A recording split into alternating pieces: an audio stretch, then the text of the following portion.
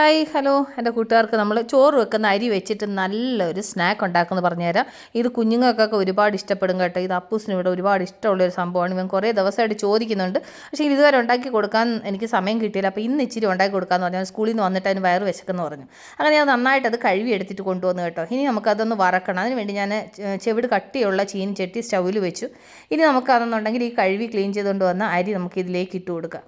ഇനി ഇത് നന്നായിട്ടൊന്ന് ഫ്രൈ ചെയ്തെടുക്കണം. ഇതിൻ്റെ വെള്ളത്തിൻ്റെ അംശമൊക്കെ പോയിട്ട് നന്നായിട്ട് ഫ്രൈ ആയിട്ട് അത് നമുക്ക് മനസ്സിലാവുമല്ലോ, ഈ അരി നന്നായിട്ട് പൊട്ടും. അതാണ് അതിൻ്റെ കറക്റ്റ് പരുവം. അപ്പോൾ അതിങ്ങനെ ഫ്രൈ ആയിക്കൊണ്ടിരിക്കുന്നതേ ഉള്ളൂ. ഒരു മീഡിയം ഫ്ലെയിമിൽ ഇട്ടിട്ട് ഇത് നന്നായിട്ട് അടിക്ക് പിടിക്കാതെ ഫ്രൈ ചെയ്തെടുക്കണം. വലിയ പാടൊന്നുമില്ല. അരിയുടെ ആ വെള്ളാംശം പോയി കഴിഞ്ഞാൽ പിന്നെ വേഗം അങ്ങ് ഫ്രൈ ആയി കിട്ടും കേട്ടോ.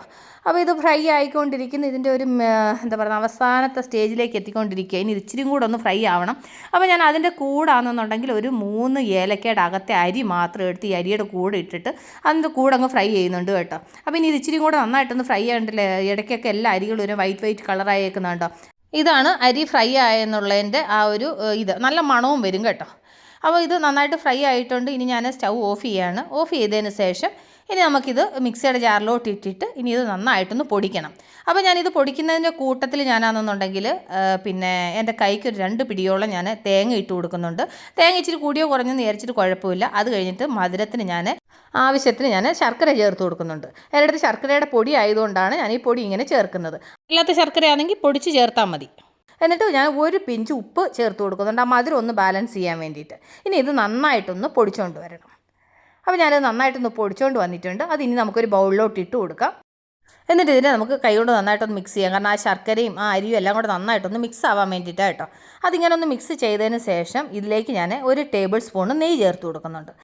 നമ്മൾ ഈ കുഞ്ഞുങ്ങൾക്ക് കൊടുക്കുമ്പോൾ ഇങ്ങനെ നെയ്യൊക്കെ ചേർത്ത് കൊടുക്കുന്നത് നല്ലതാണ്. എന്നിട്ട് ഈ നെയ്യും കൂടെ ചേർത്ത് ഇതിൻ്റെ കൂടെ നന്നായിട്ട് അങ്ങ് മിക്സ് ചെയ്യുക. മിക്സ് ചെയ്തതിന് ശേഷം ഇത് നമുക്ക് നന്നായിട്ട് ബോൾ പിടിക്കണം. പക്ഷേങ്കിൽ ഇത് ബോൾ പിടിക്കുന്ന സമയത്ത് ഇത് പൊടിഞ്ഞു വരും. കാരണം എന്താണെന്ന് വെച്ചാൽ ഞാൻ അതിനകത്ത് ശർക്കര പൊടിയാണ് ചേർത്തത്. ഞാൻ അതുകൊണ്ട് ഇപ്പോൾ എന്നാ ചെയ്യുന്നതെന്ന് വെച്ച് കഴിഞ്ഞാൽ ഇതിലേക്ക് ഞാൻ ഓരോ ഡ്രോപ്പ് പാൽ ഒഴിച്ചിട്ട് ഞാൻ നന്നായിട്ട് ഇത് മിക്സ് ചെയ്തെടുക്കുന്നുണ്ട്. കൂട്ടുകാർക്ക് ഇതിനകത്ത് പാൽ ചേർക്കണ്ട എന്നുണ്ടെന്നുണ്ടെങ്കിൽ ഈ ശർക്കര കുറച്ച് പാനിയാക്കിയിട്ട് സെപ്പറേറ്റ് ആയിട്ട് വെച്ചേക്കണം. എന്നിട്ട് അത് തണുത്ത് കഴിഞ്ഞിട്ട് ഇതെല്ലാം കൂടി ഇങ്ങനെ പൊടിച്ചെടുത്തിട്ട് ആ ശർക്കര പാനി ഓരോ ഡ്രോപ്പ് ഇതിൻ്റെ കൂടി ഇങ്ങനെ ഒഴിച്ചിട്ട് ഞാൻ ഈ പാൽ ഒഴിച്ചതുപോലെ ശർക്കര പാനി ഒഴിച്ചിട്ട് ഇതുപോലെ മിക്സ് ചെയ്തിട്ട് ഇങ്ങനെ ബോൾ പിടിച്ചെടുത്താൽ മതി കേട്ടോ. കണ്ടില്ലേ എത്ര സിമ്പിളായിട്ട് നമ്മൾ അരി വെച്ചിട്ട് അരിയുണ്ട ഉണ്ടാക്കിയെന്നുണ്ടല്ലേ. നല്ല ടേസ്റ്റി ആയിട്ടുണ്ടാവും. പക്ഷേ ഇത് സിമ്പിളായിട്ട് ചെയ്യാനും പറ്റും. ഭയങ്കര ടേസ്റ്റിയാണ്. കുഞ്ഞുങ്ങൾക്കും എല്ലാവർക്കും ഇഷ്ടപ്പെടും കേട്ടോ. അപ്പോൾ എൻ്റെ കൂട്ടുകാർ മിസ് ചെയ്യാതെ ഇതൊന്ന് ട്രൈ ചെയ്ത് നോക്കണം. അപ്പോൾ നമുക്കിതൊന്ന് കഴിച്ച് നോക്കാം. ഇതിൻ്റെ ടേസ്റ്റ് എങ്ങനെ ഉണ്ടെന്ന് പറയണമല്ലോ. ഉണ്ടാക്കിയാൽ മാത്രം പോരല്ലോ. എത്ര പെട്ടെന്ന് നമ്മൾ ഉണ്ടാക്കിയാലേ ഒരു പെട്ടെന്ന് ഉണ്ടാക്കാൻ പറ്റുന്ന ഒരു സ്വീറ്റാണ് കേട്ടോ. ഭയങ്കര ടേസ്റ്റുമാണ്.